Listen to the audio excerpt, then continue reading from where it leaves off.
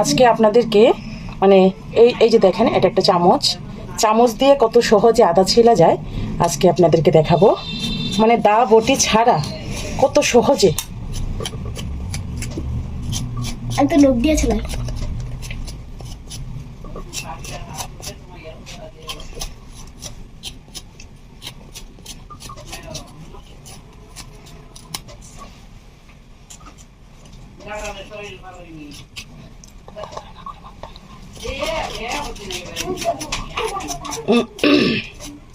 এই যে দেখেন কত সহজ।